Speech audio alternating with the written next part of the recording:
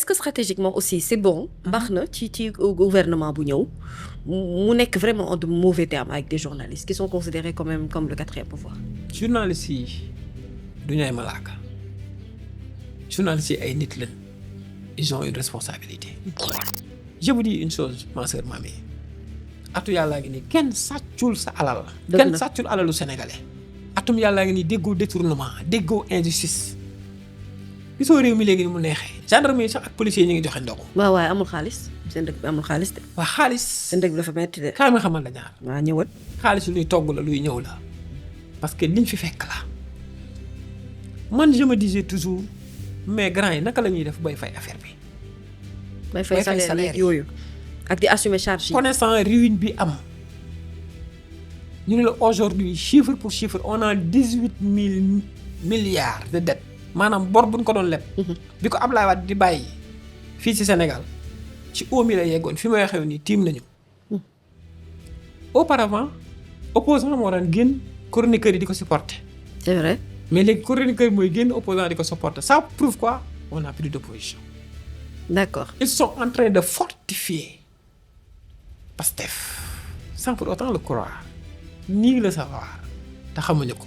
est-ce qu'ils sont pas en train de reproduire le modèle que vous avez choisi d'emmener en termes de communication te ñoom ñu jàpp ne bu ñu rattrapé wul ce gap bi ñu am niveau réseaux sociaux niveau discussion avec la jeunesse niveau profil de communication en s'appuyant sur des chroniqueurs que ñoom dañuy réer en fait ils vont se faire bouffer dans la communication réellement que ñu bëgg a reproduire le modèle de Pastef pour yow c'est ça l'erreur.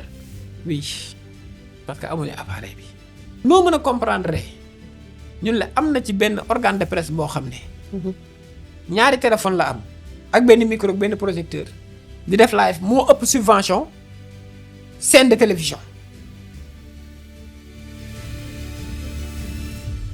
chers amis internautes de Sénépeople ñu ngi leen di nuyu bu baax di leen ziar di leen dalal ak jàmm ci numéro bu bees bu face à la nation ginnaaw gi itam bi ngeen di tànn di ñu suivre tout le temps di ñu accompagner sur la meilleure des chaînes bi nga xam ne moo leen di offrir qualité d'image bu exceptionnelle mais également mën leen offrir contenu boo xam ne à tout moment mën ngeen ko suivre donc ñu remercier également toute l'équipe technique bi nga xam ne ñoom ñoo nekk ci ginnaaw fexe ba yëf yi mën a jàppandi bu baax a baax Youssouf Biagui ak Djibi mi nga xamante ne ñu ngi jàpp ci liggéey bi bu baax remercier aussi bien entendu suñu partenaires yi nga xam ne ñooy rendre possible cette émission là rawatina Faka ñu ngi koy gërëm bu baax a baax Faka Skin and Hair Cosmétique bi nga xam ne moo leen di proposer karité chantilly yu baax yi ngeen mën a utiliser pour votre peau mais également ay produits capillaires yoo xam ne dafa baax pour la chevelure c'est notre choix te moom itam dafa tàmmu Sénépeople di ànd ak ñun saa su nekk ñu remercier ko bu baax a baax. On va découvrir notre invité d'aujourd'hui. J'ai envie de mettre un peu de mystère mais souvent je me dis est-ce que même jarati na ko parce que Youssou il me fait parfois yoo xamante ne nii maanaam day sàcc image u invité bi di ko dugalaale pendant que may wax su ko defee nit ñi bu ñu demee ba découvrir ko rek surtout quand on voit un monsieur aux lunettes on se dit ah c'est lui c'est pas lui mais oui c'est lui puisque bokk na ci personnalité yi nga xam ne bëggoon ngeen ko am ci émission Face à la Nation tey Khadim Bamba Fall la ñuy dajal moom la ñuy dalal sunu émission Face à la Nation ñu bàyyi ko mu nuyoo ak internautes yi nga xamante ne ñoom ñoo ñuy seetaan sur Sénépeople sëñ bu mag bi maa ngi lay nuyu bu baax di la ziar. maa ngi lay fay soxna Mamy di am mbégte ak kontaante ci dalal bi. oui di nuyu képp ku ñuy seetaan à travers Sénépeople. di nuyu aussi borom kër gi Jigo. di nuyu techniciens yi nga xam ne aussi ñoo nekk di maanaam arranger ak réaliser li nga xam ne moom mooy émission bi. di am mbégte loolu ci jàkkaarloog yow yàgg na. waaye li waa ji waxoon ne jaan ci suuf yàgg xaw ma lan. tànk ci suuf jaan ci suuf. yàgg finalement maa ngi nii. yow xamoon nga ne Khadim mënoo maa rëcc.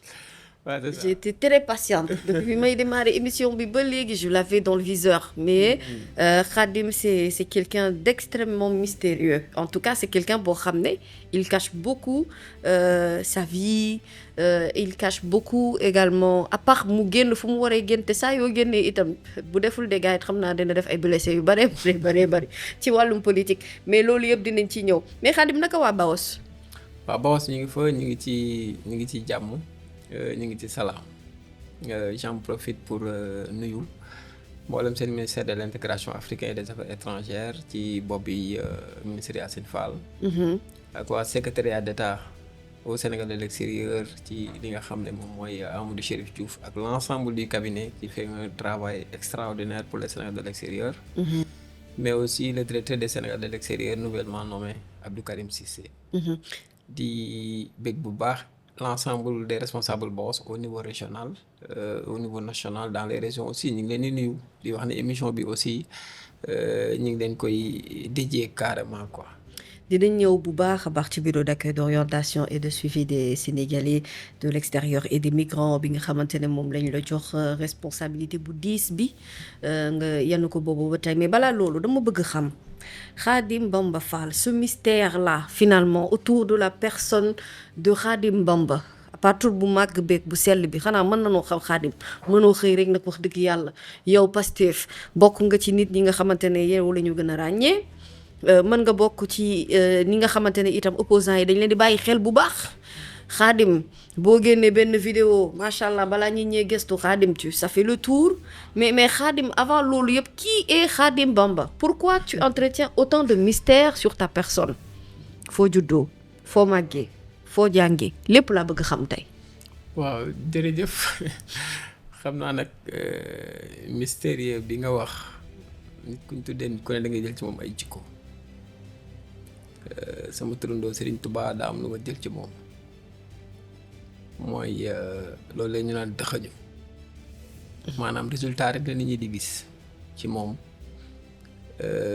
mooy li nga xam ne mooy ci ginnaaw lu ci bari kumpa lay doon ci ñoom donc loolu moom xam naa ni bu ma koy jëlee ci sëñ bi laa ko jëlee bon Khadim Bamba Sénégalais la bu nekk Sénégal dib ndongo daara ab dib taalibe juddoo fii ci Sénégal plus particulièrement ci banlieue bi Pikine am nag gone goo xam ne gone gu xaw a maanaam neex la ndax yii gone yi jaaruma ci maanaam damaa judd rek tàbbi ci daara ji nekk ci xasaay di nekk ci alxuraan ji daaw ma def yenn foo yi nga xam ne moom la xëy di def je me rappelle quand j'étais enfant même suma waajur saa bu masaan indi vacances yi wala Noël yi wala yenn fête yi sama rakk yi ay mété ñi ay jouet man xasaay rek maxtu mi rek laa daan am ak baylaat donc mu doon nag enfance bu ma marqué waaye it bi ma jàngee alxuraan bu noppi daal di dugg nag école bi ma duggee école jàng naa comme fi nit ñi di jàngee moom suma baccalauréat dem université jàng demaat université bu tudd AFI-UE université de l'entreprise def wàllu finance. université privée la.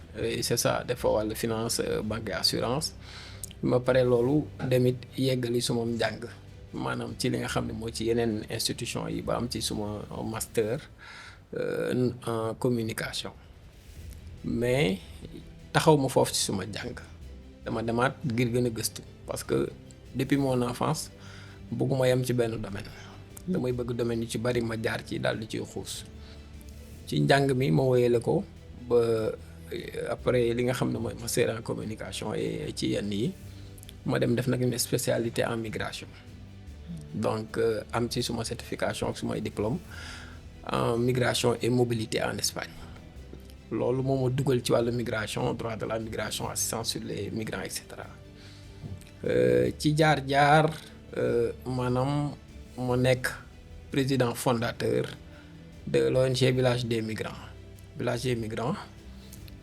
nekk ONG boo xam ne Sénégal lay yëngu mais on intervient fii lañ basé mais on intervient dans 11 pays en Afrique daan liggéey ak les institutions internationales sur la migration mooy Nations Unies mooy UNESCO mooy Union européenne sur beaucoup de programmes que ça soit sur l'assistance sur la sensibilisation que ça soit aussi ci li nga xam ne tey jii ñoom lañ ko doon organiser à l'international donc participer ci ay sommet yu bari sommet Marseille ak yootu ak yeneen yi mais aussi piloter ay projets au niveau régional dans la sous-région ci mel ne ay Niger ak yooyu portant sur la migration donc sama parcours c'est un parcours migratoire maanaam tey lii ñu ma dénk moom laa xam ci laa nekk donc bokk ci ñi nga xam ne aussi bi ñu waree bind document bi war a xaatim tënk Sénégal ci wàllu migration ma bokk ci ñi nga xam ne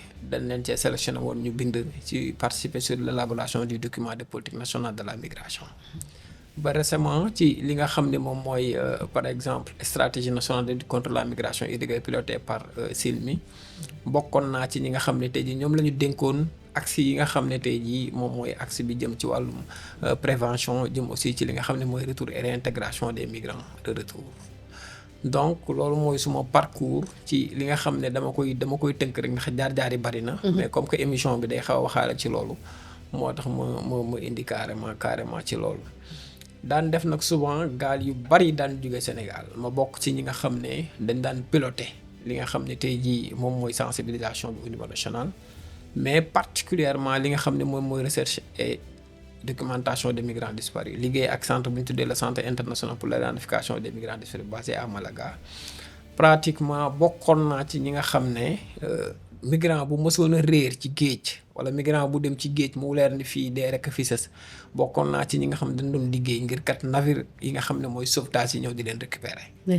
donc loolu moo ma gën a dugal daanaka j'ai fait le tour j'ai fait beaucoup de pays te lépp sur la migration. donc moo tax wër naa nag waaye wër bi yëpp ci migration la dama doon toog nii rek dégg ñu ne ay sénégalais ñu ngi ci jafe-jafe sàngam parce que ñoom souvent ñu fi doon génn gaal gi bu ñu génnee gaal gi dañ daan accosté peut-être ñu teer Dakhla wala ñu teer Layun ñun on se déplace pour xool leen wax autorité sénégalais yi ne am nañ ay doomi sénégalais yu nekk li fii ak fële dem piloté li nga xam ne moom mooy rapatriement yi ba fexe ñoom ñu mën a ñibbisiwaat seen réew. ba ci xale yi nga xam ne dañ doon ñàkk seen bakkan ci li nga xam ne tey jii moom mooy ci géej gi seen doom yi ñu fi doon bàyyi dama mettre en place un dispositif bu leen di jël en charge maanaam ñi seen jàng ci école yi daal leen organiser ay arbre de Noël pour les enfants des migrants disparus ñu leen jël en plus en charge ci seen yaram ci seen wér-gu-yaram ak seen lépp même les veuves yi ñu fi doon bàyyi dama doon développer ay programme yoo xam ne au niveau national naka laa leen assister ba kat ñu mën a kii donc man ak migration je pense que lu yàgg la cela fait bientôt 15 ans yoo xam ne ci laay yëngu parce que amour moo ma ci dugal. amour moo ma ci dugal en réalité malgré jàng bi si jàng naa ko yegg naa fi ci nit ki war a yegg am naa sama diplôme d'expertise en mobilité en migration et cetera mais l'humanisme moo ma dugal en réalité ci migration parce que ñi ma ci nekkaloon j'avais d'autres options yu ma doon def mais damay leen lii naa ko jël jàmm. da nga amoon impression ne jaamu yàlla la ci. jaamu yàlla la ci man parce que jaamu yàlla la liggéey la booy def ci kaw nit ñi xam nga tey jii nit ki réer ay mbokkam mu ñu ko gis ñu contacter la. nga toog presque doo nelaw doo yendal doo fanaanal yaa ngi koy wër ci radar yaa ngi koy wër fépp fu mu nekk ci biir àddina bu fekkee gaal gi la jël wala bu fekkee yoonu Libi bi la jël wala yeneen ak yeneen yaa ngi koy seet te boo ko seetee leen rek ngay jublu mooy fexe ñu indiwaat ko mbokkam. léegi wër bi naka lay demee en fait da ngeen di travailler en partenariat wala en collaboration ak soit police migratoire wala dafa am technique bu particulière bu ngeen di utiliser pour di wër benn migrant bu réer wala comment est-ce que ça se passe. Absolument. documentation et recherche des migrants disparus technique la maanaam science la du rek da ngay ñëw bëgg cee demee noonu dafa laaj d'abord dafa am benn postulat boo xam ne daf koy am dafay laaj ce qu'on appelle la discrétion mooy c'est confidentiel maanaam dans les institutions internationales textes yi ko régir yëpp c'est confidentiel nous on était régis par des textes yoo xam ne c'est exclusivement confidentiel mais tey jii bu nit ki réeree bu ñu recevoir requête bi ci sunu organisation bi nga xam ne man maa ko fondé jiite koon ko bi nga xam mooy village des migrants dafa am ay critères yu ñuy laaj dañ lay laaj sa dernière photo nga ne bi mooy dernière photo ñu laaj la ay signes yu ne ci moom est-ce que am na cicatrice est-ce que lan lay takk ci loxo bi souvent maanaam est-ce que def na ay dreadlocks nu mu mel teint bi ñu soog a nag la bu ñu avancé information yëpp ñu soog a nag nos points focaux yi nga xam ne ñoo nekk au niveau partout presque dans le monde ñu doon ñenn ñi doonoon ay tubaab ñenn ñi doon ay naar ñenn ñi fépp foo xam ne rek xam ne ni fii nite nga fa amoon nañ fa ay points focaux donte du fépp mais la plupart maintenant ñu lancé li nga xam ne moom mooy documentation bi buñ ko lancé des fois nag mu metti des fois effectivement nga gis ko mais daanaka décédé na léegi bu décédé dafa amaat beneen technique booy utiliser pour annoncer ko li nga xam ne moom mooy sa famille loolu aussi ñun la c'est en interne duñ ko bëgg di dévoiler waaye des fois ndeysaan nga daj ci ay cas yu métti. Je me rappelle c'était en 2022 dajoon naa ci benn cas Yoff boo xam ne ñaari xale la xaw ma ñett yoo xam ne seen famille dajaloon nañ leen ba pare Nouadhibou laa leen jëli jee fekk da leen a tëjoon ci prison. ñu ngi doon dund. ñu ngi doon dund. ci kaso lañ nekkoon. ci kaso la ñu nekkoon. ñuy def suñu documentation di leen topp en tant que des migrants ba dem jëli leen ci kaso. mais li nga xam ne tey jii li ci gënoon métti mooy naka lañ ko war a annoncé waatee seen famille ba ñoom ñu waree ñëwaat daal di duggaat li nga xam ne moom mooy seen famille. des fois nga déplacé wu wax dëgg yàlla dem identification des corps nga xam ni corps bii mënatul ñëw. tu appelles la famille wax leen ne carrément li mënatul ñëw. Si c'est au Maroc nga dem gis consul bi ak yooyu ne leen bon il faut que ñu def enterrement bi fii avec l'aval de la famille ñu def li nga xam mooy enterrement bi des fois parce que ce sont des corps très décomposés yoo xam ne ñun on nous avait permis d'entrer maanaam jàkkaarloo ak loolu ngir mën a identifier li nga xam ne mooy les corps de ces migrants. Donc mu doon mbir moo xam ne mbir mu sensible la voilà parce que yombul des fois aussi y a des cas d'école yoo xam ne tey jii daf la doon dal. mu doon jeunes yoo xam ne peut-être jóge nañ fi ay gaal yu réer parce que souvent gaal yi bu daan réer ñun dañ particulièrement suñu organe dañ daan nekk en pole position pour alimenter la documentation. ci documentation boobu des fois famille yi mën nañoo yàkkamti parce que ñoom li ñuy gis rek mooy seen doom ni ñëw waaye nag il nous est arrivé des cas yoo xam ne c'était des cas spécifiques je parle bon bëgguma ci ñëwaat parent boo xam ne da doon wër doomam. bi muy wër doomam ñëw ci ñun effectivement jox nañu information yëpp ñun it xam nañ ni gaal gi barab sàngam la génnee xam ne trajectoire parce que on avait un dispositif logistique logiciel boo xam ne moo ñu mën a permettre ngeen def suivi bi gaal gi ci géej gi fu mu toll dañ koy xam nañ bu avancé tel tant de kilomètres day suux parce que hall bi nii la toll xam na ne parce que vague yi mètre bi sàngam la après tu coordonnes avec eux di coordonner ak ñoom y a des organisations yu ko fii def fii Sénégal di coordonner ak ñoom ba finalement ñoom ñu accosté ci benn kii loolu nag day tax yow guddi gi doo nelaw parce que booy nelawee gëmu bët mooy gaal gi këpp na donc mu doon un système boo xam ne c'était très lourd à porter. Voilà, à porter. Voilà, donc c'était parce que tu sais nettement que lii yow tu es en train de sauver des vies humaines. Il nous arrivait aussi des cas yoo xam da ngay ñëw paa bi ne la carrément samay doomkat bi ñuy dem maa leen ñaanal ñu dem bëccëgu nar a kàmm la ñu génn dem ci gaal yi wala nangam ak sàngam finalement yow li ñu ci mën rek mooy nga wasu ci àq mais après aussi des fois da ngay utiliser d'autres subterfuges parce que da ngay xam ni kii il a participé de façon indirecte ou directe à la mort de ces enfants là. Donc loolu mooy li nga xam ne suba moo ma gën a animé ma nekk dans le cadre de la migration. li may wax am na ku ma ci waxoon ne sa waay xaalis ma ne ko xaalis baax na mais bakkan na ko gën. wallaay dëgg la. waaw bakkan na ko gën donc j'ai ce cœur là li naan la main sur le cœur. waaw dama am xol boobu ngir assister ñi nga xam ne tey jii moom mooy nit en général mais sama doomu réew rawatina ñoo xam ne tey jii ay migrants lañ.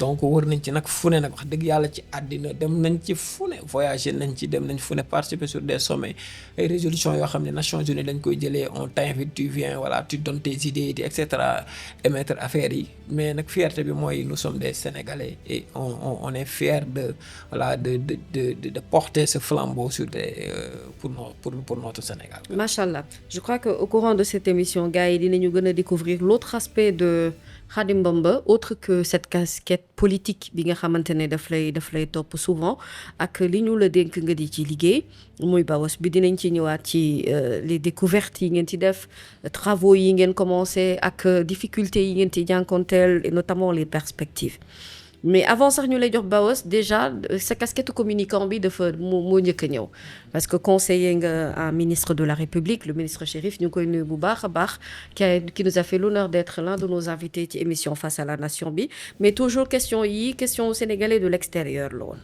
mais d'un point de vue avec un regard beaucoup plus éloigné s'il y avait un choix à faire par rapport ak être le communicant ak léegi communication ni ñu koy defee ci réew mi et rester ci position bi nga nekk mooy xeex pour jaamu yàlla googu nga dëkkee boobu ba léegi nga am opportunité boobu est-ce que bu démb doon tey le choix s'est fait facilement pour vous? Oui, d'ailleurs même je suis en train d'exercer mon choix. C'est à la fois être un communicant et être un technicien dans un domaine précis qu'on appelle la migration. la communication n'est pas à part. C'est une partie intégrante. Intégrante dans toutes les disciplines. Boo gis am na ce qu'on appelle la communication. Mais comment valoriser cette communication? La communication, elle n'est pas tout simplement verbale. Donc, il y a beaucoup d'aspects ak faisceaux yoo xam da nga ko war a jël sur l'angle de la communication. À quoi sert la communication? Pour communiquer d'abord, il faut nga comprendre sa cible. Boo comprendre sa cible nga xam man sama cible ban message laa ko war a indil. Quel est le portée de ce message? Quel est le contenu? Loolu mooy l'aspect de la communication. Alxuraan sax communication la. Yàlla bi mu bëggee ñu dégg ko daf ñoo communiquer ci alxuraan. Communication boobu moo mën a tax ñu xam li yàlla bëgg li yàlla tere. Nous sommes dans un monde de communication où la communication actuellement yegg na ci beneen niveau. Xasaay di mag ñi bind c'est de la communication. Livre yi gars yi bind c'est de la communication. Teg communication la wax communication la moo tax ñu ne la des fois jëf dina taxawee wax taxawee jëf. dëgg la ndax lépp vecteur de transmission. mi ngi noonu. Donc aujourd'hui je pense que en tant qu'un communicant terrain vierge la lay jox. Mais contenu bi yaa ko ciy def yaay créer sa style bopp en communication. Khadim Bamba style de communication bi mu am dafa reposer wu sur deux. Benn bi mooy dafa reposer wu sur la technicité. Deuxièmement dafa reposer wu sur l'accessibilité. On peut beau avoir les éléments et ne pas utiliser des termes simples pour atteindre sa cible. Loolu c'est très simple. Donc ce sont les bases, les b.a.-ba de la communication. Parce que l'objectif mooy nga atteindre sa cible. Ñu bëri dañ may wax ne la communication mais ce que j'ai compris sur la communication mooy il faut apporter des exemples imagés. La communication c'est de l'image.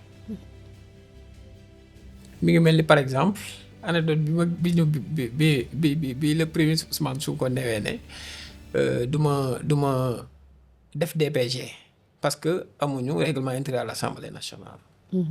Moi en tant que communicant sama rôle mooy ma créer des exemples imagés pour rendre accessible ce que le président et le premier Ousmane Sonko veut dire. J'avais dit à ce temps que premier Ousmane Sonko nee na di julli ci jàkka bu jubluwul xibla. Mooy jàkka bu jubluwul penku. Bu ngeen bañee nag mu julli ci jàkka bu jubluwul xibla jubbanti leen ko mbaa mu dem ci penc mi daal di fay jullee. Jubluwul xibla mooy lu nekk dans les normes. Nit ñi exemple boobu la ñu gënoon téye que di wax naan DPG règlement intérieur. dëgg la parce que c'était même repris à plusieurs reprises. Merci beaucoup. Vous voyez donc ce sont ces faisceaux qu'on doit amener pour wax nit ñi comme beneen image bind nañu vision 2050 bi ci DPG bi lañ ko jëlee. ci comment dirais-je bu Macky Sall bi PSE bi lañ ko jëlee. PSE bi plan Sénégal émergent. Il fallait que j'explique les Sénégalais la différence. Mais on a utilisé des termes b.a.-ba très simples pour les atteindre. ñu ne leen ceebu jën day buñ ko doon togg ñett yi da ciy am mooy ceeb mooy diwlin mooy jën.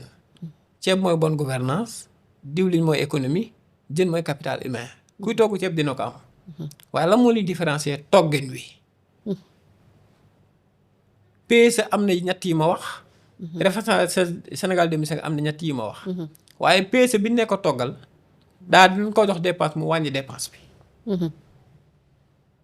ñu ne ko dama leb suñu tur PSE dem ci bitig bi ñu ne ko lebal 2000 mu leb 6000 nëbbuñu 4000 loolu mooy falsification des données donc il faut avoir de la pédagogie pour vendre pour rendre accessible l'information. Et d'où vous vient cette pédagogie justement? Bon, facilité c'est- boobu. ouais. foofu fan nga ko jëlee xanaa doo ma ne ci déglu Souleymane Faye parce que xam naa ne Souleymane Faye mooy sa waykat en point mais mooy sa waykat. fan la ñëwee ça vient naturellement. ouais c'est wala naturel c'est pour yow da naturel. nga jàpp ne mayu yàlla la. Bon c'est naturel parce que il faut vivre simple.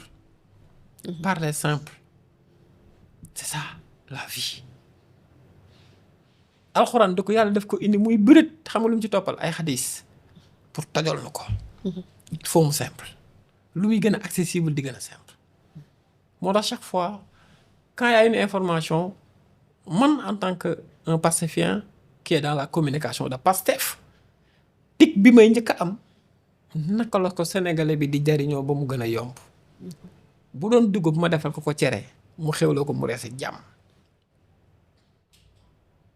loolu nag day tax à chaque fois booy communiquer da ngay xam sa cible kan laa jàkkaar lool. lan laay wax ak moom. moo tax c'est à la fois nooy taxawee ak ñoom ngir mën a kat ñu jàll li nga xam ne moom mooy message bi. Très bien. D'où l'importance de toujours communiquer. communication yat la da nga koy jël di dóore mbaa ñu jël ko dóor la. dëgg la. qui ne communique pas les gens vont communiquer à votre place. et nous en tant que Pastef lu ñu am tey ci politique communication moo ñu ko maye.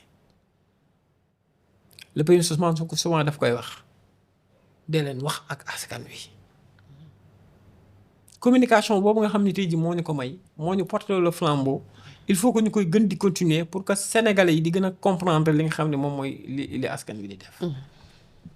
et ci communication nag ñaar la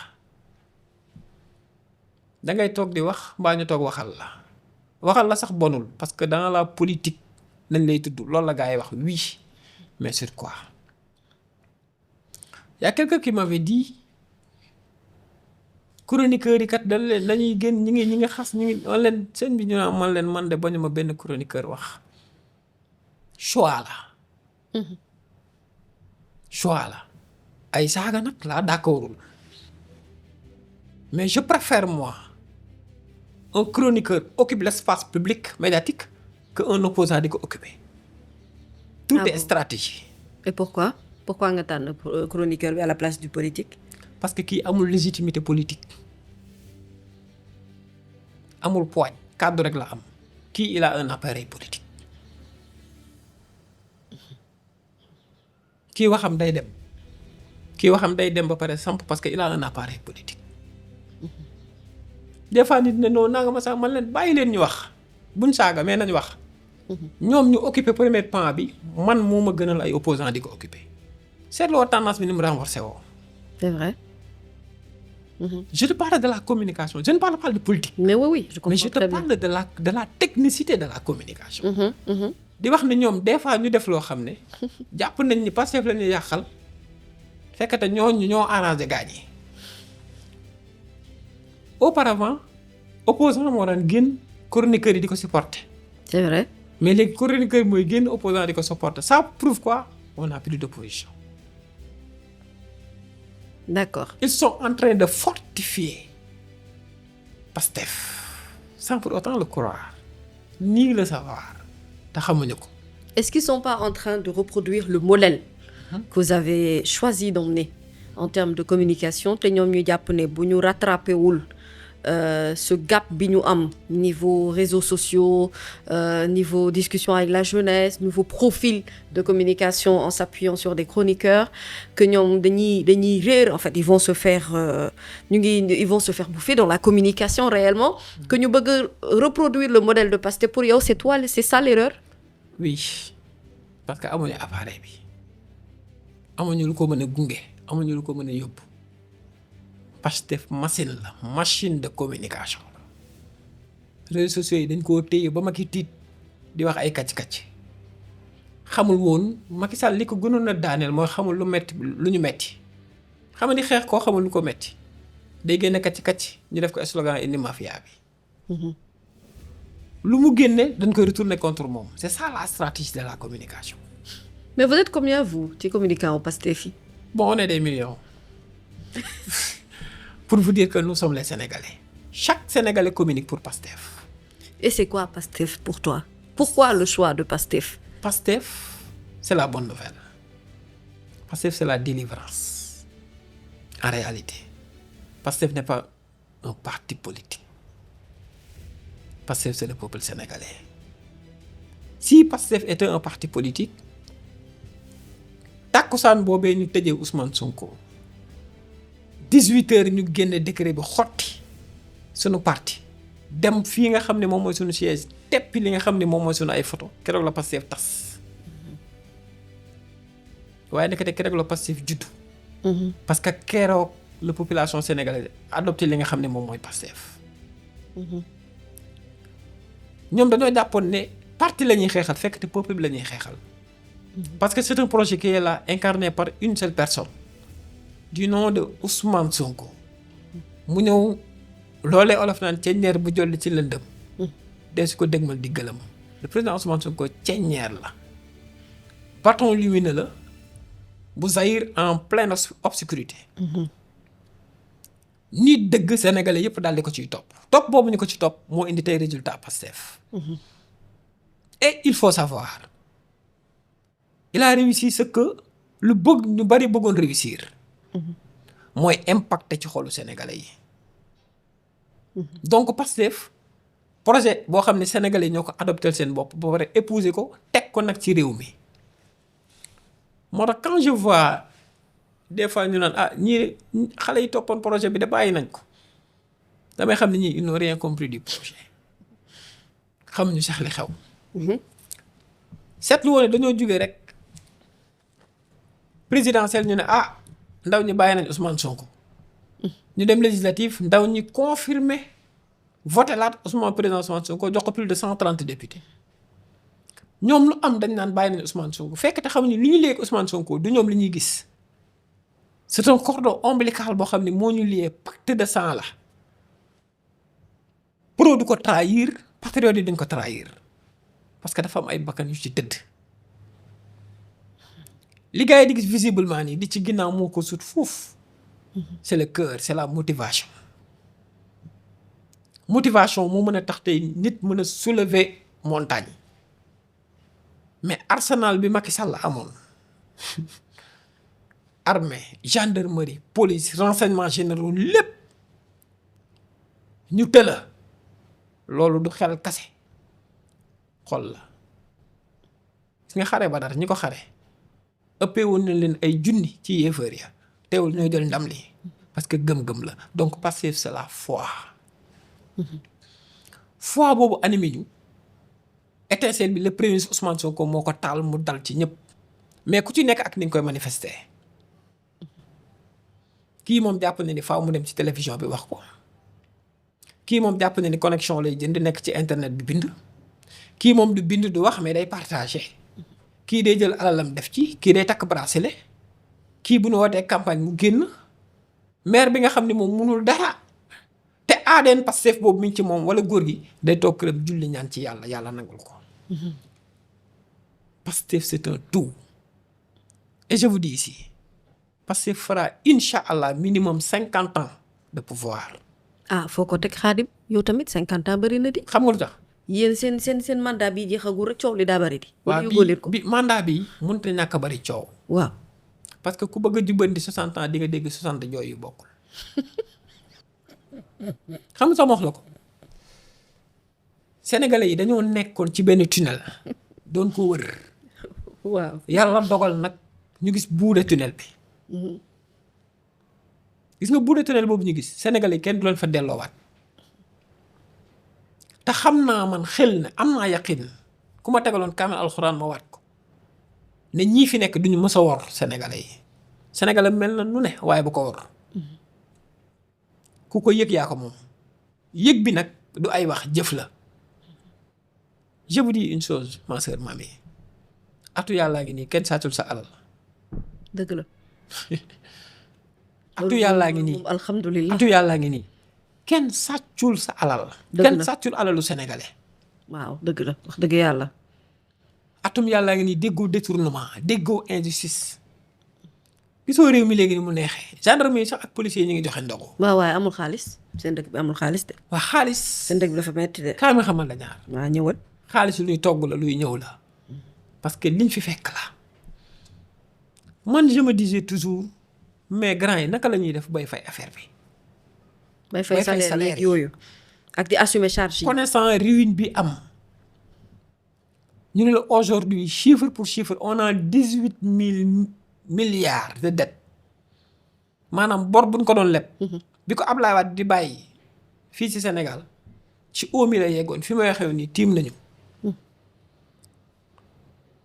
nga war a am des impératifs yoo war a régler salaire tardewul kenn jooyul naka la c'est facile li doon jàdd rek lañ teg ci yoon. je te donne un exemple. jubbanti bi dama lay wax lan mooy résultat jubbanti. waaw li président Diomaye doon wax naan palaat bu weex xàtt la palaat bi ngeen commandé gi nii. xam nga la mooy résultat jubbanti bi. waaw. secteur laa lay jëlal par secteur di la ko wax benn par benn est-ce que xam ne Jean-Michel Sène génnewul xaalis jënd ay làmp li muy taal nii.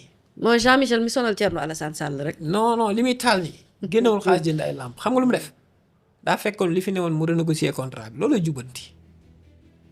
daf ko am ñu ko fi signé woon ak APO de 1500 mu négocier ko ba 1740 plus 240.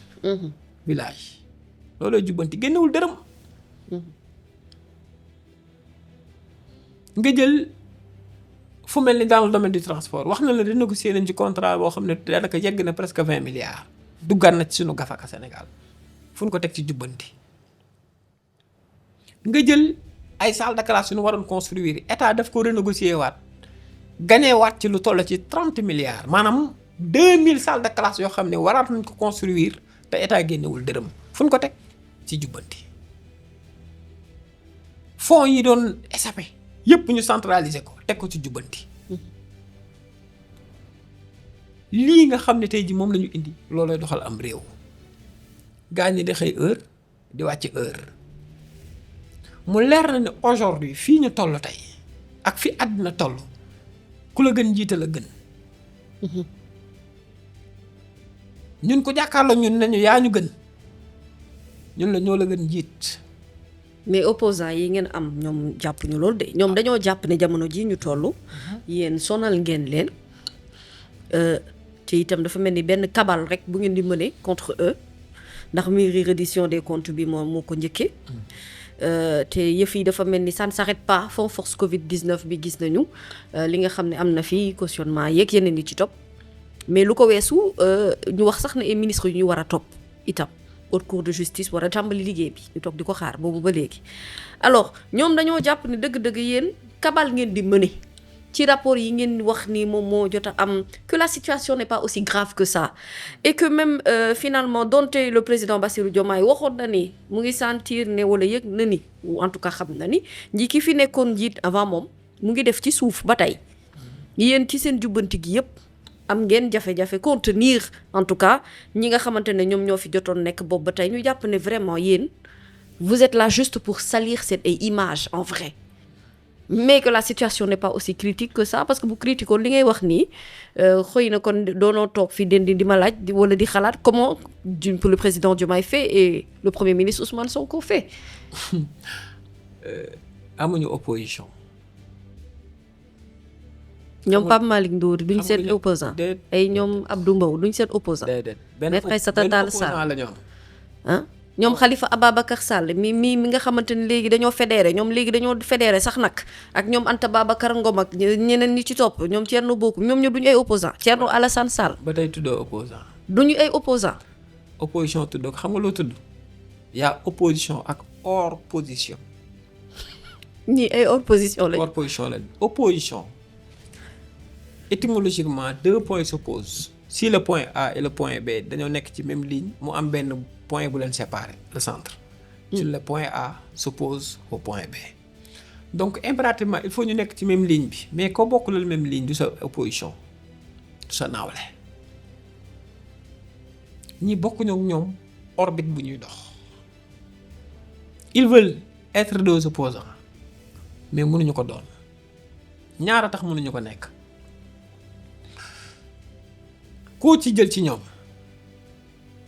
taxaw na Sénégal toog ci guddi yu bët sa tegul mu seetaan Sénégal wala mu teg Sénégal li Sénégal a nekk xanaa xamoo ni politique yi sénégalais ñoo leen gën a yeewu le président Bassirou Diomaye Faye wax na ko démb politique yi moomu ñu réew mi ñoom ils ont opté faire de la politique politicienne et nous on a opté ci li nga xam ne mooy le politique de développement ñun suñu politique ci nit la centralisé wu. ñoom ci seen bopp ñun jéggi nañ suñu bopp ci nit ñi la ñuy gaawal bokkuñu mbir. reddition des comptes bii nga wax. diine la xam nga kan lañ ñu doon sénégalais yi di bàyyi. bu ñu ñëwoon rek defuñu reddition des comptes est-ce que xam nga ñaar suñu premier résultat réussite mandat reddition des comptes la parce que bokk na ci li tax sénégalais yi génn dem jënd seen carte voté mais bi ñu voté ba pare di ci gis ku leen ne li tax ma voté mooy damaa bëgg ñu tegal ma yéen ci réew. est-ce que tey ki rey nit est-ce que tey ki sàcc alalu askan wi est-ce que ñoom ñiy minimiser li nga xam ne ñoom la ñu jël ñaata nit la rey indirectement ou directement. je te donne l'exemple des Covid-19 mami ñaata nit ñoo décédé. wallaay bari na ci manque d'oxygène. manque d'oxygène. pendant ce temps ñoo la détourné nañ nangami milliards am na ñoo xam ne ay pots de fleurs lañ ko jëndee am na ci 200 milliards yu ñu jëndee ay pots ay pots de fleurs 200 millions xaw ma am na ci yoo xam ne business plan mais bi nga fooy la taxaw bi di tàppe 20 millions. ñaaray am ñi fi nekk dañuy am fulla li fi nekkoon ñu delloo ko Sénégalais yi noo mën a comprendre ñun la benn nit cautionné ne 948 milliards 48 millions. ça me choque moi personnellement. noo mën a comprendre ñun la benn nit moom na Dakar département de Dakar 30 000 hectares. ah ouais. noo mën a comprendre ñun la benn nit képp faxas na lu toll ci 10 milliards. option la nous avons opté de redonner li nga xam ne tey jii moom mooy Sénégalais yi seen alal mais li ci ëpp solo mooy duñ ko def ci salfaañe àqu doomu aadama yi. ni ñu koy def mooy dañ koy def te teg ko ci jub teg ko ci jubal teg ko ci jubbanti loolu nag mooy li nga xam ne moom mooy di génn moo tax ma lay wax ne ku ci nekkul ci yoon la nga waroon nekk yàgg-yàgg da lay dab gi ça sous-entend que bettu la tey par exemple booy dégg ay anciens ministres yu mel ne Ismaïla Madior Fall je crois que tu l'as suivi pas plus tard que yàggul dara on parle aussi d'Antoine Félix Diome ay ministres yu mel noonu yoo xamante ne nii amoon nañ fi ay postes de responsabilité te ci yenn fait yu fi jotoon am notamment yenn événement yi nga xam ne duñu ko fàtte 2021 xëy na amaana ba 2023 2024 ñu jàpp ne ñoom ñoo nekkoon njiit même bu fekkente ne ci ñenn ñi seeni mbir laalewul sax ak fond force Covid 19 li leen di tudd ci yenn dossier escroquerie yow kon aujourd'hui c'est-à-dire en tant que Khadim Bamba Fall bu wutee dara ak Pastef mais sénégalais bu neutre bi boo dee gis ay anciens ministres yu mel noonu ñu am possibilité tey ñu àtte leen ndax confiance ngay amat ci justice sénégalaise wala da ngay jàpp ne ñii fi nekk nii dëgg la dañoo bëgg delluwaat sénégalais lu ñu moom mais règlement de compte quand même da cee am tuuti. daf may joxaat espoir sama si réew ku ne xam na ni atu yàlla yi fi toog injustice kenn teg ko fi kenn. nous avons des magistrats indépendants. barki démb conseil constitutionnel gis nga li mu rejeté ci li nga xam ne moom la Amadou Ba bëggoon def. honorable député am l'article 1er. nous avons des magistrats indépendants dégg nga ministre de la justice li mu taxaw ci hémicycle bi wax ko de subir pression mais dañoo toll foo xam ne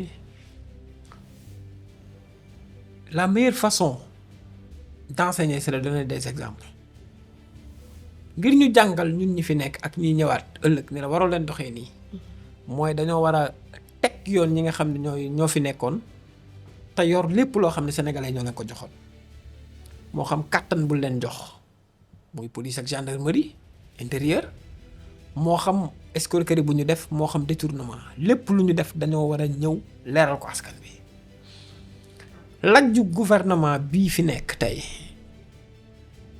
mooy mu bañ a leeral li fi xewoon reddition des comptes règlement de compte bi ngay dégg ñi koy wax mat na fukki nit mooy ñu doon wax démb ne 3e mandat déglu li ma la wax ñiy jooy tey reddition de compte bi mooy ñu doon défendre démb 3e mandat bi mooy ñu doon jël alal askan bi ñuy réprimer sénégalais yi mooy ñi doon toog seen salle di tàccu doo dégg kenn koo xam ne dund nga moment des sociaux yi ñuy entamer reddition des comptes nga di ci wax. Donc bu ñuy wax nañu xool ñan ñooy wax en réalité ce ne sont pas les Sénégalais. benn parti la bu fi nekkoon ñu dénk leen mbir ñu war ko leeral ñu war a dem xam ne ni fii man kat bu ma deful dara sëñ bi du ma tiit damay dem ñu àtte ma mais ni ñu wane rek tax na xel mën a teej seeni mbir.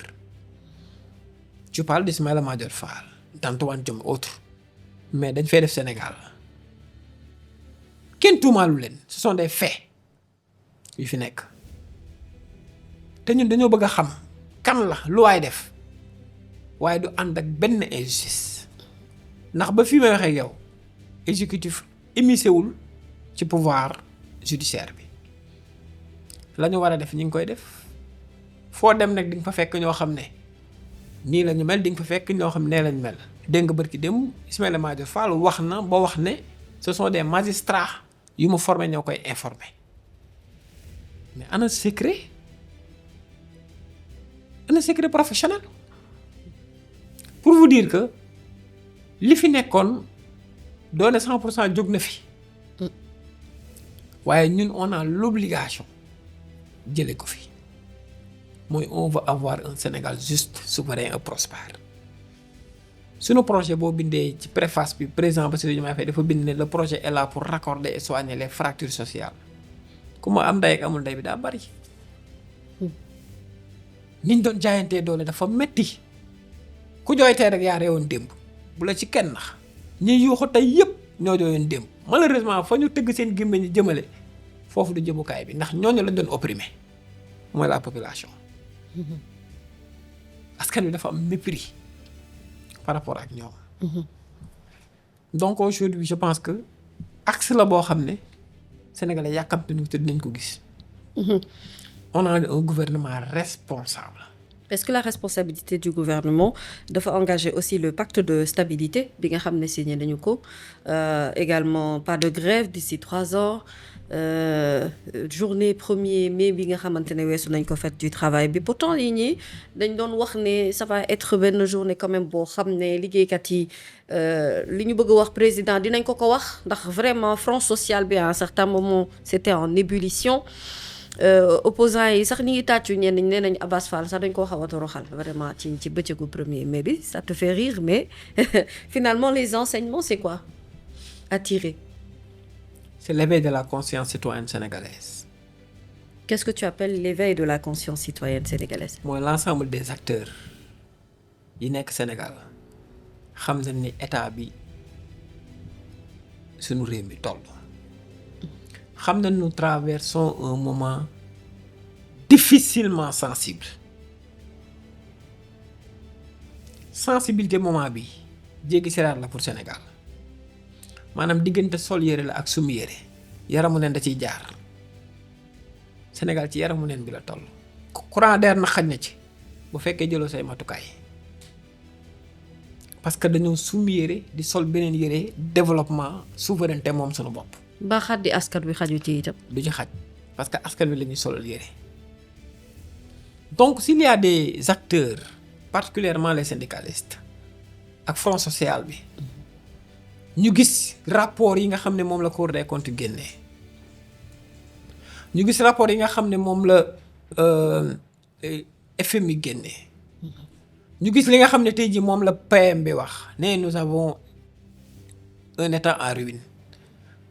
Responsabilité moo leen indi tey ñu signé ce pacte de stabilité sociale là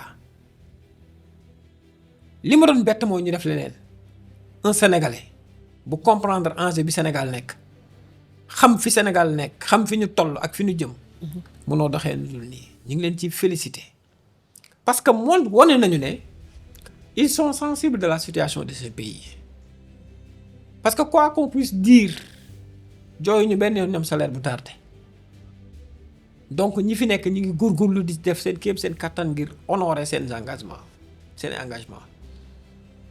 donc ñoom xam nañ ne fii ñu jëm Sénégal dañ ko war a sotoo c'est ça le mot fii Sénégal toll dañ ko war a sotoo muy journaliste muy secteur privé muy public parapublic muy politicien Non. dañoo war a taxaw ci sotoo Sénégal ku ci nekk nag benn bantu ngay gàddu rek ngir ñu mën a dem ñoom nag ils ont compris que ñoom poids bi nga xam ne moom la ñu waroon teg état dañ ko teg maintenant en revanche l'état dans sa responsabilité a pris des engagements qu'il va honorer c'est l'occasion de féliciter le ministre Abass Fall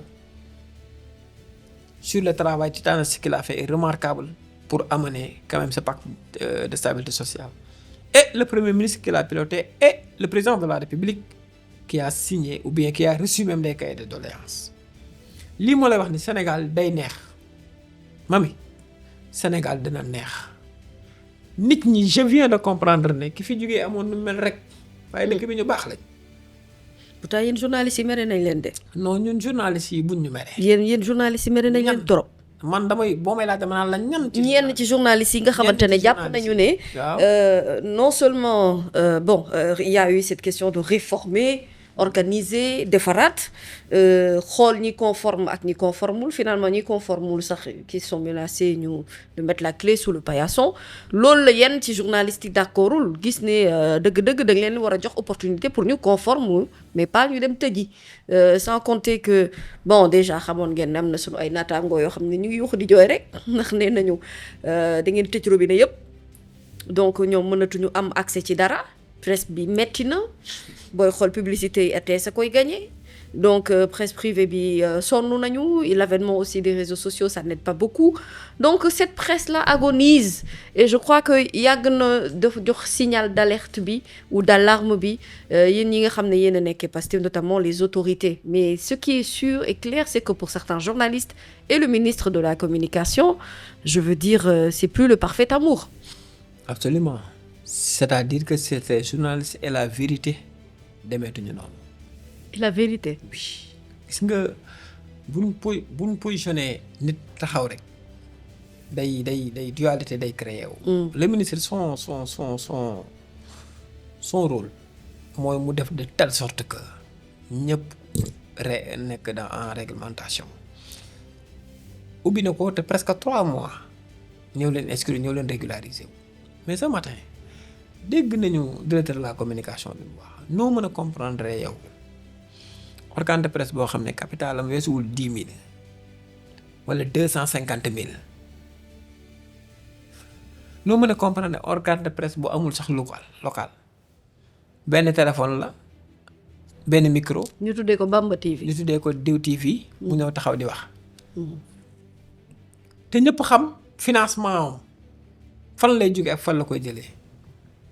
gis nga gouverner c'est entre la fermeté et la souplesse anarchie dafa war a jeex ci réew mi presse bu ci mënta conforme wax dëgg yàlla mën ngaa xool leen loo def mais presse boo xam ne amoo chef rédact amoo directeur de publication. mais ñu bàyyi leen ñu wuti ko. non mais wuti ko pour combien de temps xam nga kañ leen ko lancé woon ëpp nag 5 mois ci ginnaaw nga wut ko ci diggante bi c'est le minimum. dañ ko lancé tëj ko tijjiwaat ko lancé waat ko. waaye lu ay mënta lijjanti nag ci 4 mois 5 mois noo koy mën a lijjanti ci une semaine pour vous dire que bëri na ci ñoo xam ne ñi fi nekkoon na leen créé je te dis bëri na fi presse yoo xam ne organe de presse waxuma nag ñi nga xam ne ils sont en règle bëri na ci ñoo xam ne tey jii man mbaa ma maay nekk fenn nekk un ministre de la République bëgg ku ma communiquer ma woo sama benn booy ne ko créer dara mu créé journaux di ma defal ay à la une ma di ko am lu ma koy jox loolu fi amoon mais bu fekkee dañoo bëgg a doxal réew mi est-ce que loolu lañ koy bàyyi dañuy bëgg ñi war a nekk ci état ñu nekk ci état ñu ba pare ñu encadrer leen. bu leen encadrer nag su boobaa robinet yi tëj yi nga doon wax mais kon fu ñu doon jëlee seen salaire fu ñu ko doon fayee mooy li ma lay wax chaîne la man maay na ci ginnaaw benn presse di ko alimenter di ko jox di ko jox xaalis muy fay ay kiyam mais bu fekkee nekkatuma fa day dem fayit. bu demee fayit nag da koy naan état bi la. fekkete du état beneen bi mooy les conventions ni ñu ko doon signé noo mën a comprendre ñun la am na ci benn organe de presse boo xam ne ñaari téléphone la am ak benn micro ak benn projecteur di def live moo ëpp subvention chaîne de télévision. ce que je trouve moi anormal. ah donc pour vous dire mais je suis journaliste comme eux. Ouais, mais pour vous dire que voilà c'est ça. mais est-ce que stratégiquement aussi c'est bon. baax na ci gouvernement bu ñëw mu nekk vraiment en de mauvais termes avec des journalistes qui sont considérés quand même comme le quatrième pouvoir. journalistes yi du ñu ay malaaka journalistes yi ay nit lañ ils ont une responsabilité gis nga tiital bi ñu tiitaloon état ci wàllum communication nee naa la xarnu bu beesee ñëw sol yére rek su mu yére am na ci loo xam ne ma nga ci yére bu njëkk ba chantage état def bras de fer rek état te nekkoon en règle wala état di jël xaalis di jënd presse te nekkoon en règle loolu xewatu fi ñun dañoo ñëw ci jubal jubbanti am na pratique yoo xam ne xewatu fi xam nga lu tax soxlawuñu ku ñu waxal lu baax soxlawuñu ku ñu tagg parce que xam ne ni bis bu ñu defee lu baax Mame Samba dina ko wax télévision tel dina ko wax keneen dina ko wax du ñu jënd plume ñun suñu gouvernement du ñu jënd plume du ñu jënd à la une maintenant boo amee sa organe de presse monté ko ba mu jekk nag à la place nga wax nga utiliser organe ba sacrifier woo yow patron de presse bi de ces journalistes ngay sacrifier nous sommes dans un état de droit diffusion de fausses nouvelles dafay jeex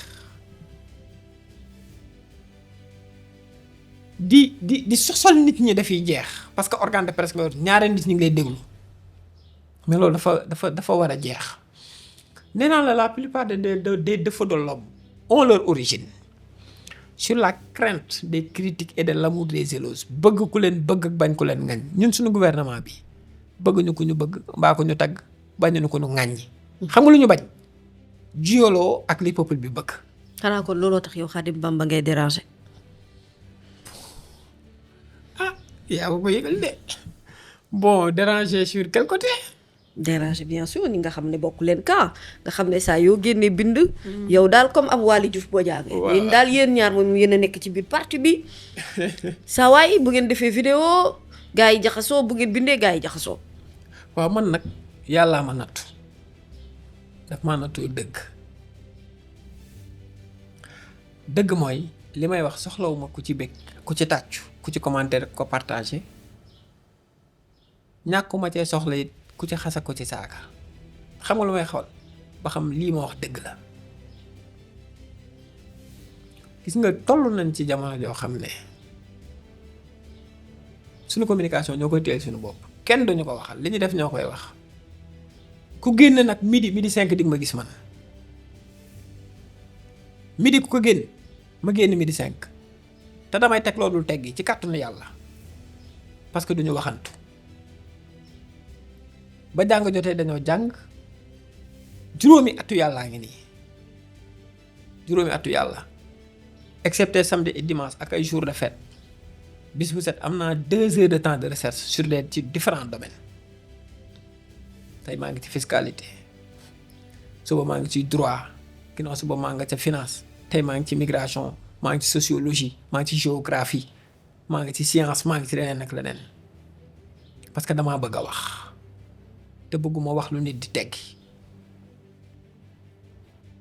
moo tax duñu waxantu li may wax gaa yi baleen saaga yi te ñëw ci teeri taabal ji ñu teggi nga teg walla nga teg ñu teggi avec humilité nit xamul lépp xamuñu lépp de waaye toll nañ foo xam ne xeex bi fi mu tolloon gatsa bi dakkul dafa changer forme doonatul ay lakkanu masan de waaye ci taabal bi la ci xam-xam bi la ku génn wax midi lu dul dëgg midi 5 ñu waxal ñu teggi ko teg fa lay dëgg ba pare di communiquer am na ku mës a bind de Khadim Bamba est-ce que yaa ngi liggéey parce que chaque fois yaa ngi bind ci Twitter yaa ngi bind ci YouTube ma ne ko sëñ bi defal ndànk. waaw loolu la ñuy waxal Waly Diouf Bodiang. ma ne ko sëñ bi mu ne ma. waaw. ma ne ko li la may da nga koy sàmm boo ko oyofalee bu la rëccee doo ci jotaat li tax tey ñu yegg fi ñu yegg ba délibérer Sénégalais yi délivrer leen dañ ko war a sàmm c'est la communication. Moi, mais je ne suis pas une autorité je suis un patriote. Je ne suis pas une autorité, moi. Je n'ai pas besoin d'être une autorité dans ce pays. Je suis une patriote. Je suis un patriote, autant pour moi. Moi, je veux servir mon pays jusqu'à mon dernier souffle. Ay xale dañoo daanu ci xare bi te gënuma leen ndey gënuma leen bàyyi ñooñu dootu ñu dégg DG de du ñu dégg ci député de du ñu dégg ministre de fa ñu tëdd la ñu tëdd jàkkaarloo ñun du ñu xool ba xam nan la ñuy def on trahira jamais ce pacte de sang qu'on a scellé avec ces jeunes là. moo tax bu ñu mënoon bind matin midi soir dañ koy def des fois nga toog sa bureau nag boo paree réunion jël sa temps communiquer ak nit ñi ak sénégalais yi. wax naa ko sànq sama jël benn kàddu boo communiquer wul nit ñi communiquer. te on a un gouvernement brave. dañoo am premier ministre bu jàmbaar. am président bu jàmbaar. am ay ministres yu jàmbaare. am ay DG yu liggéey. la ma waaj a waxoon noppi leen. te liggéey. ma ne ko dañuy liggéey di wax te li ñuy wax la ñuy liggéey. danañu liggéey ba nit ñi gis ko teg ci seen bët ñu wax ba nit ñi dégg ko. amuñu complexe communication. kenn duñu dugal ci ay carcan wu homme d'état nekkuñu foofu non homme d'état yaa li yàlla nekkuñu foofu ñu du ñooy homme d'état du ñooy autorité ay patriote lañu. loolu leer na boobu mañ soloon démb. tey moom la ñu gën a sol. mooy fu ñu toll. dañuy communiquer ak sénégalais yi dans la vérité. lu suñu état def nañ ñu jàllale ko. lu ay teg lu ñu loolu ñu déconstruire ko ba pare reconstruire la vérité. On doit maintenir cette communication de proximité. Pastef doit maintenir cette communication de proximité. C'est bien de le comprendre ainsi et je crois que yow même ci sa cadre liggéey léegi ñëw ci li nga xamante ne moom mooy liggéey bi ngeen di def yëpp ak ci li ñu la dénk mi nga xamante ne vraiment du liggéey bu yomb amaana xëy na bu répondre ci sa capital d'expérience mais un travail qui n'est pas facile bureau d'accueil orientation suivi sénégalais de l'extérieur ak migrants yi muy loo xamante ne loo xam la ni nga ko waxee ci njëlbeenu émission bi mais au-delà de tout cela mu am ay actes yoo xam ne yow mi koy def souvent dafay fort ci yow je crois que émotionnellement dina la laal dina toucher sa sensibilité et tout à l'heure on va partager cette image ak la complicité de Youssouf Biagui rapatriement volontaire bu 186 Sénégalais en détresse en provenance de la Libye mu am ci mag moo xamante ne ci photo bi yaa ngi ko taf ci sa dënn dëgg-dëgg aujourd'hui bi ñu la dénkee responsabilité BAOS ba léegi nga yor ko di ko doxal en termes de réalisation fan ngeen ci tollu et ci li ngeen jot a liggéey yëpp lan moo la ci gën a marqué. Merci. BAOS mooy bureau d'accueil d'orientation et de suivi des Sénégalais de l'extérieur et des migrants. Mami BAOS a été créé en juillet 1987 lañ ko créé 87 ba tey BAOS am na Sénégal. Tu vas me demander lu tax nit ñi xam ko tey. Pourquoi? C'est pas le fauteuil qui fait l'homme mais c'est l'homme qui fait le fauteuil. Je ne parle pas de ma personne. Mais je parle du nouveau gouvernement, de mon président de la République, Bassirou Diomaye Faye, de mon premier ministre Ousmane Sonko, de madame le ministre Yacine Fall, de monsieur le ministre secrétaire d'État Chérif Diouf, et de moi-même. Parce qu'on a une nouvelle idée, reposée sur la proactivité, et l'impact et l'efficacité. BAOS dafa am ay mission. On est présent dans les 14 régions du Sénégal. BAOS mooy le dispositif central bi jëmmal la territorialisation des politiques migratoires au Sénégal. Parce que migration, il y a deux volets. Il y a migration et sécurité et migration et développement. Migration et sécurité, ministère de l'Intérieur moom moo koy gérer. Migration et développement foofu affaires étrangères moo koy gérer pour vous dire que c'est le BAOS moom moo nekk point focal bi au niveau national et territorial. dafa am ay mission spécifiques yu BAOS yi am. Première mission BAOS c'est accueillir et assister les migrants de retour. Donc jàppal cible bu ci nekk am nañu mission. On a 4 cibles et 4 missions pour mu gën a terre à terre. Mission bi ci njëkk moom mooy suñu cible bi njëkk mooy le migrant de retour. Kan mooy le migrant de retour? mooy kii demoon tukki ñu rapatrier ko volontairement wala involontairement. kooku bu nekkee ci jafe-jafe buy ñëw ñu ñooy déclencher procédure de rapatriement bi fexe koo yab ci ay avion bu ñëwee ñu accueillir ko. bu ñëwee nag dañuy def ce qu'on appelle la politique de réintégration sociale économique et psychosociale. Est-ce que soxna sur le plan psychosocial ñu assister ko? Oui. Oui, bien sûr. On a un dispositif pour ça.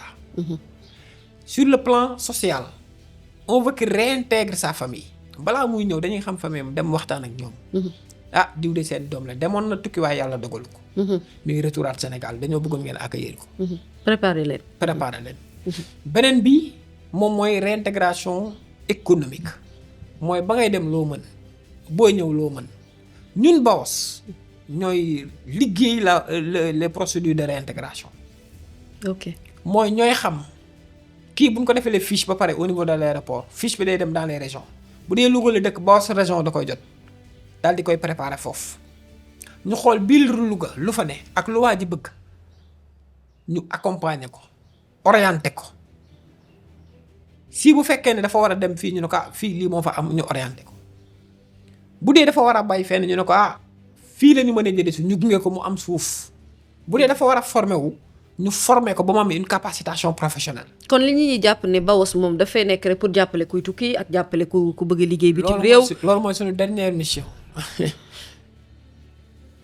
dem intégrer ko dans la société insertion ñu dem xool ak les directions xool ak les entreprises ne ko jëleen leen nu diw migrant la. ñu dugal ko mu liggéey di fayee ko téye fii njabootam mooy réintégration socio-économique. deuxième cible bi mooy le Sénégalais de l'extérieur d'où l'importance de parler d'orientation. L'orientation fi ñu ko indi mooy le Sénégal de l'extérieur day tollu bitim réew xam nga ni y a 1800 milliards yoo xam ne dugal nañ ko mais 70% c'est adopté à la consommation. ñun suñu mission mooy Sénégalais de l'extérieur fu mu nekk avec des missions yoo xam ne dañ koy ànd ak le secrétariat d'État Amadou Chérif Diouf mu def liggéey bu am solo mooy d'abord ñu déplacé wu xamal ko opportunité économique yi am ci terroiram yi mu war a dëkk bu fekkee Mbella Kajaw la dëkk par exemple ñu dem gis maire ba ne ko am nga sa doomu réew du dëkk sàngam ils sont en nombre de temps créé nañ leen coopérative dañoo war a ñëw investir fii ñun BAOS ñu préparé ko. ah bon oui préparer le terrain. ba mu mën a investir ba pare ñu xool structure yi ko mën a accompagner sur le plan financement sur le plan formalisation. sur le plan infrastructure et des appuis techniques et financiers. mais loolu est-ce que Sénégalais de l'extérieur yi xam nañ ko. si ñi ngi koy tàmbalee xam. très bien. beneen bi mooy on a les potentiels candidats à la migration irrégulière. surtout ñooñu.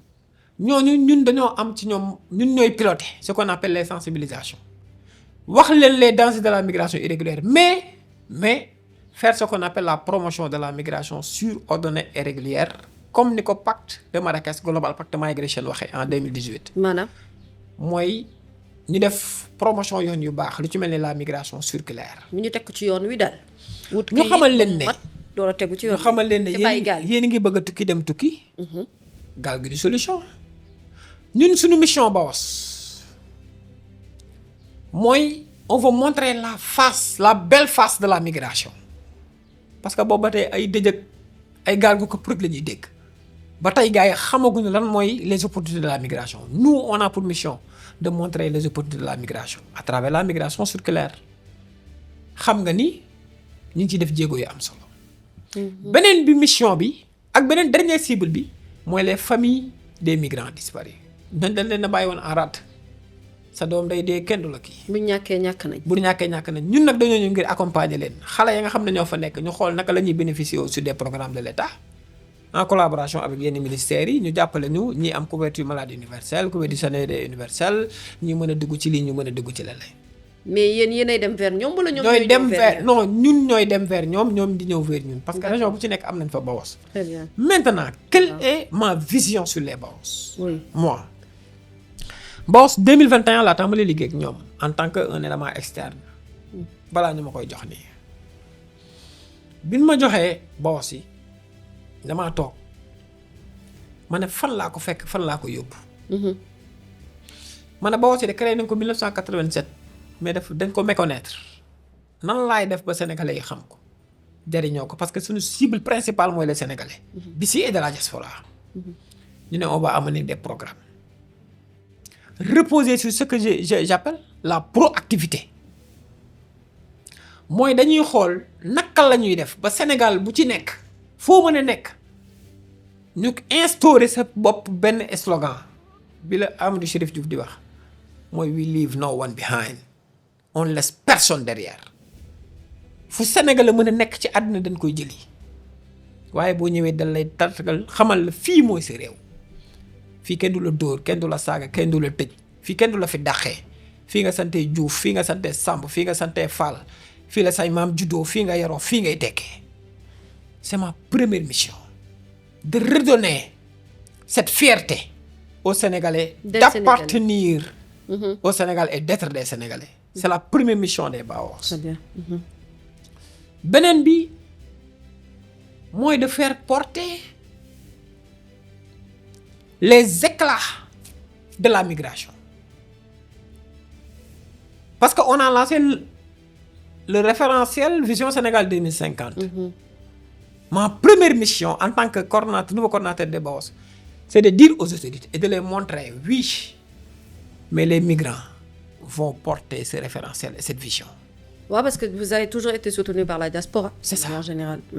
Mais migrants de retour bii ñëw it on a des projets. Je te parle de toolu migrants. Souveraineté alimentaire bi ñii ñu rapatrier ñu bari ci ñoom. ñi nga ciy waxtaan ak tuut ci mbay lañ bëgg a def. fi mu ne nii maa ngi waxtaan ak Prodac maa ngi waxtaan ak ANIDA xam nga lu ma bëgg suuf si nekk foofu ñu xottil ko ñi nga xam ne ñooy migrants de retour yi structures yi accompagner leen ñu dem bay. Retour à la terre. Retour à la terre les migrants mooy couche bi koy njëkk réussir je te donne ma parole ici. parce que ci ñooñu lañu mën a sukkandiku parce que am nañ expérience bi génn nañ ci seen terroir. beneen bi mooy ñu ma positionner les Baos en tant que le dispositif incontournable. Le Sénégal travaille avec des institutions internationales à travers l'Union européenne ils mettent des fonds énormes mais fonds yooyu bu ñëwee Sénégal dafa war a rentable. Rentabilité bi mooy lan mooy dafa war a impacter ñi nga xam ne mooy population bi. mais man suma idée ci Baos yi mooy xaaruma état xaaruma fonds yi may placer en tant que budget mooy dama xam ne l'état solidarité la. fii may wax ak yow je suis en train de faire le tour des ministères le tour des directions pour leur dire man maay rapatrier ñun ñooy rapatrier waaye bu ñu yegsee ku ci war a former 3FPT yaa may former la parce que inscrire nañ ko sa budget ONFP yaa koy def parce que inscrire nañ ko sa budget suuf si damaa bëgg suñuy migrants am ci accès ANIDA yaa koy def SAED yaa koy def Prodac yaa ma koy defal. dama bëgg ñu insérer leen dans le milieu professionnel COUD bëgg naa nga jëlal ma tant de migrants ñu dugg fa. CROUS defal ma lii. entreprise tel defal ma lee direction tel defal ma lii parce que loolu mooy idée bi mooy ñun dañoo am lépp di wër lu ne. man je veux partir de l'existant d'abord. j'attends pas les fonds ñu injecter ay fonds ci Baos yi ngir ma liggéey man. parce que xam naa fan laay jaar. 15 ans maa ngi ci. am nga ci expérience bu bari. dëgg la su may doomu migrants yi nga xam ni yàlla moom na leen. bëgguma ñu wëri leen feneen. damaa bëgg inscrire leen pupille de la nation. ñu jël leen en charge. dama bëgg ñu jàngi. migrants yi demoon jàngi. wala demoon tukki yàlla dogal ko ñu ñibbi si doon ay étudiants seen jàng yàqu. fii may waxee yow ñu ngi liggéey ci naka la ñuy def ba ñu delluwaat ci école yi jàngi dellu ci université yi. on va rendre fier le migrant sénégalais d'être un sénégalais. ci loolu c'est un beau challenge. yaa ngi wax rapatriement yi effectivement je te donne benn exclusivité entre 1er janvier 2025 ba fin d'avril 2025 on a rapatrié 591 migrants. 591. 91 volontaires ay sénégalais yoo xam ne sonnoon nañ trop. ngeen indi leen fii. sonnoon nañ ci yan dëkk la ñu nekkoon. bari na Libye Maroc fu ne la ñu nekkoon 591 dont 506 hommes. la ñu rapatrié Baos AIBD moom la ñu rapatrié. accueillir na leen Sénégal ba fi may waxee yoon ni seen politique de réinsertion ñi ngi koy déclencher. macha allah. ci 4 mois te yemuñu foofu. yaa ngi wax rapatriement bi nga xam moom lañ def ak vie bi qui a fait presque 40 ans Libye. bëggoon ñibbisi te mënul ñibbisi. ngeen dem jëli ci ko. ñun ak OIM avec la collaboration de l'OIM. ñu fexe ba ñu ñëw presque 186 migrants tey ñibbisiwaat nañ fi nga xam ne tey ji moom mooy Sénégal. macha allah. nee naa la ñun autorité li ñu jox la meilleure façon de dire au président de la République merci. son premier ministre merci c'est de lui présenter des résultats. macha allah. xam nga mooy lan mooy fu Sénégalais nekk ñu fekk ko fa. te lii résultat la. boo fàttali ko l'année dernière Amadou Chérif Diouf dafa dem Libye. pour Sénégalais yi xam ban mindset lañ yor ñun. ñun du ñu jàkkaarloo gaañe di sëgg. fulla fayda professionnalisme détermination ak diplomatie la ñuy doxee. dafa jàkkaarloo ministre de l'intérieur ne ko dama ñëw Libye Amadou Chérif Diouf waaye dama fay fekk samay doom ñu tëj leen ñaata lañ mun a ko nangam lu tax ñu tëj leen mu ne migration mu ne ko damaa bëgg nga bàyyi leen parce que loolu du motif. wax ak moom ci bët ak ci fulla ak ci diplomatie ñu libéré sunu ay doom ñu yeb leen ci avion indi leen def ko Maroc def ko Tunisie def ko feneen. macha allah fii may wax ak yow. vague de rapatriement yi ñu ngi ñëw te ku ñëw ñu accueillir la benn moo leen ci utiliser. we leave no one behind. on ne laisse personne derrière. Très bien. fu Sénégalais nekk. danañu la fa fekk li leen di la indi la Sénégal say mbokk ba pare pour doxal déclencher procédure. gis nga li nga xam mooy migration circulaire bi c'est l'occasion d'applaudir nos autorités. mindset bi dafa clair. migration circulaire bi mu ñëwee ñun boo si ñu ñoo ko gérer.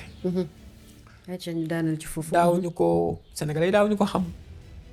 ñu ne ñun dañ koy publier bi ñu ko publier y a 47 000 Sénégalais yu inscrire au début xam nga ñaata la ñu amoon ak Espagne on avait que 270 places plus 100 yi demoon muy 370 places. xam nga ñu waroon dem liggéey. xam nga tey ñaata la ñuy toll fii may wax ak yow. mois d'avril on est à 546 personnes. yu dem pour liggéey. yoo xam ne recruter nañ leen ñu war a dem ngir Espagne te moo ne 377 la ñu am. waaye boobu bëri woon ngeen ay documents ak i këyit nag. lijjanti nañ lépp nag digitalisé nañ ko fi mu ne nii. très bien. ak la plateforme. très bien. maintenant ñu ngi demaat ci leneen départ yaa ngi dem am na 17 yu demoon. très bientôt am na mais ñooñu ils sont bien encadrés. non dans d'excellentes conditions. bu ñuy dem ñun dañ ciy ànd. très bien. parce que c'est le Sénégalais. ñun dañoo gëm Sénégalais. macha allah. mind bi xel mi ak fit mu dal bi américain bi am. ba lu ko xoos ñu ne état américain la ñun dañuy liggéey ci teg foofu Sénégal. waaw loolu nag mooy fulla ak fayda. loolu mooy suñu challenge émission bi jeex na parce que waxtu bi. donc aujourd'hui mi ngi noonu. parce que j'aurais voulu ñu aborder par exemple le Sénégalais qui a été tué au Brésil. Oui. genre de situation yu mel noonu ak yenn Sénégalais yi nga xam ne dañ leen di mettital di leen fitnaal ci dëkku étranger yi. dégg nañu aussi le PM mu wax ne Sénégalais bu tukki itam war ngaa mën a respecter règle ak loi wu dëkk ba nga tukki je suis archi d'accord avec lui. mais fi nga daanelee foofu c'était le point culminant bu mu bëggoon rek ñu tëjee parce que waxtu bi jeex na mooy comment réussir justement ba Sénégalais fu mu mënti nekk. ni ngay ragalee laal doomu américain bi nga ragalee ko laalee noonu doomu sénégalais bi. loolu pour en réussir 2-3 phrases. pour réussir ko c'est très facile. oui. c'est de repositionner la diplomatie sénégalaise. ki la représenté nam mel rek la xoolee. dëgg la. na ndaw lu nekk day toogee daraja ka koy yónni. autorités yi fi amoon peut-être ils avaient une diplomatie trop protocolaire. la protocole fii takk costume cravate. tu parles des ambassadeurs des consulats et tout ça. non voilà. je parle de la vision. de la vision diplomatique de manière générale. voilà mais maintenant avec les nouvelles autorités. oui. dafa am benn changement de tendance bu am. mooy foo dem ci àdduna xam ne ni ñii dañoo gëm seen bopp ce sont des souverainistes nous sommes des afro-souverainistes te liggéey loolu lu yomb la à travers nos représentants diplomatiques et consulaires. mais aussi à travers le message qui donne partout dans le monde pour dire que nous sommes des Sénégalais et nous sommes fiers d'être des Sénégalais. macha allah. ñu ngi koy tàmbalee d'abord suñu ay carte consulaire yu ñu war a dañoo fi mu ne nii on est sur la ci traamu liggéey yeneen carte consulaire yu bokkul ak yi fi nekkaloon yoo xam ne tey jii boo ko téyee da ngay xam ne lii passeport bi ma téye carte d'identité bi ma téye kaaraange la ci man carte consulaire bi ma téye kaaraange la ci man te ñu ngi koy liggéey en tram avec dans d'autres pays y a beaucoup de pays yoo xam ne fi may wax yow nekk sénégalais yi mënut a xëy rek changer waaye ñu ngi ci teg ay jéego yu bari xamal ni sénégalais bu ñu mën a teg coono bitim réew ambassadeur am fii convoqué nañ ko. amul laa la wax bu ñu teg coono fële rek coono bitim réew. ambassadeur dëkk ba ko représenté fii autorité yi toog na nag yow ne ko ne la lii lu tax te lii ma lay wax ni daaw lam il commence à sentir le changement. raison pour laquelle nag ñu ngi wax suñu sénégalais yi aussi fu ñu mën a nekk ci àdduna ñu conforme ak loolu mais fii ak ay at yu néew mami maa la ko wax fii le sénégalais sera fier d'être sénégalais. sera fier d'être sénégalais. macha allah. loolu mooy suñu liggéey au niveau du ministère de l'intégration. macha allah yàlla na ko yàlla moo loolu mooy liggéeyu secrétariat d'État. sénégalais loolu mooy liggéeyu BAOS. mooy je répète encore la phrase we leave no one behind. On ne laisse personne derrière cette phrase je l'aime beaucoup parce que c'est Amadou Chérif Diouf qui l'a une fois dit moo tax ma. daanaan la Chérif Diouf daanaan la macha allah monsieur le ministre ñu ngi koy nuyu au passage bu baax di ko ziar ainsi que l'équipe ak staff bi mu àndal oh là là c'est passionnant de discuter avec Khadim Bamba on ne voit même pas le temps passer alors que dépassé nañu li nga xamante ne mooy waxtu yi ñu cërale woon j'étais tellement passionnée que j'ai même pas pu relancer à plusieurs reprises pour fàttali ni sax ci Face à la Nation ngeen nekk mais bon l'exception aujourd'hui fait la règle et elle le fait de manière vraiment très très belle ce lyrisme-là, cet aspect poétique de Khadim Bamba, boo koy déglu muy wax tu n'as même pas envie que mu noppi parce que tellement que tu en apprends des choses et ça c'est pas pour te jeter des fleurs, crois-moi. J'en ai reçu des personnes et vraiment c'est inspirant de discuter avec vous. li ngay nekk xale yëpp macha allah ma lay ñaanal yàlla defal la ndam ci sa liggéey. ci li nu la dénk également qui est une grosse responsabilité mais tu as les épaules pour pouvoir les porter damay opposants yi jàmm nag sonal ngeen leen yow ak Waly Diouf Bodian sonal ngeen leen mayoo la leen dara non grand Waly Khadim vraiment merci Waly Diouf Bodian je le félicite Waly tamit kenn du moom posture bi mu am nii non bu mu wàcc loxo bi na ko gën a continuer yow yaa ko gën a applaudir non je te dis loolu moom na ko continuer quoi on a besoin de ça quoi. jërëjëf Khadim Bamba merci ba bàyyi la nga tàggatoo ak. merci jërëjëf mami. maa ngi am mbégte ci kontaan bi. loo gën a bañ émission bi jeex man mii la gën a metti parce que jàkkaarloog yow liñ naan kiy wax mënul wax kiy laaja mën a laaj. tontu rek a indi wax. te franchement je vois en toi un professionnalisme extraordinaire. merci beaucoup sur les questions les relances et c'était très pondéré. donc maa ngi lay féliciter aussi waa kër gi ak sa gars yi ne woon ci technique bi di féliciter équipe bu BAOS yi particulièrement nos BAOS qui sont au niveau terrain nous avons de très bons éléments les responsables BAOS assistants yi les chauffeurs sans exception l'UGP unité de coordination lépp on les félicite di wax ne fii ñu ko teg foofu la nous avons la meilleure équipe pour faire la différence. Mami, j'aime mon équipe. J'aime les agents qui sont dans les BAOS. Machallah. Ensemble, on fera beaucoup de choses, Inch'Allah. Je vous le souhaite. C'est tout le bien que je vous souhaite. Merci beaucoup. Un plein succès ci BAOS bi yéene bi nga am ci migrants yërmande bi nga ci am coono bi guddi yi ngay toog doo ko nelaw lépp yàlla sunu borom kiiwal la ko sanctionnel la ko d'une très grande réussite. loolu lañ lay ñaanal boo demee nuyu ñu monsieur le ministre Chérif bu baax. boo demee itam nuyu ñu madame le ministre Yacine. ak le président de la République Bassirou Diomaye Diakhar Faye et son premier ministre Ousmane Sonko qui t'a fait décrocher le premier sourire de l'émission. Ouais, c'est ça. mi ngay wax ci Ousmane Sonko rek nga reetaan. dama koo bëgg xam nga baal ma nit Ousmane yàlla dafa dof Ousmane je l'admire maanaam dafa gore te dama gëm jàmbaar. ndeysaan. dama gëm nit ku baax du ma def dara it ba ne lu ci Ousmane wax. du ma def dara ba ne na ko Ousmane gis parce que yàlla rek a tax fi sabilillah may fàttaliku élection yi passé ma jékki-jékkee ñu ne ma PM nee na nga dugg dans la cellule de communication de son directeur de campagne yaa naa kii m'appelé pour féliciter ma leen merci Ousmane baax rek. Voilà un homme pieux, un homme bon. Le Sénégal a de la chance d'avoir le président Ousmane Sonko. L'Afrique a cette chance-là. macha allah. maanaam xarnu benn yoon lay ñëw. Ousmane Sonko benn yoon lay ñëw Sénégal. bu jeexee jeex na. jërëjëf je vous dis. yàlla na fi gën a yàgg. amiin amiin yaa rabbal ànd ko aalamiin président amiin Bassirou Diomaye Faye. amiin lui c'est mon grand frère. ndeysaan. On partage des relations de petit frère et de grand frère. C'est mon grand frère. Voilà mais liggéey bi rek. macha allah yal na yàlla may leen ndam. yàlla ñu yàlla may ndam. amiin amiin yaa rabbal aalamiin amiin. jërëjëf.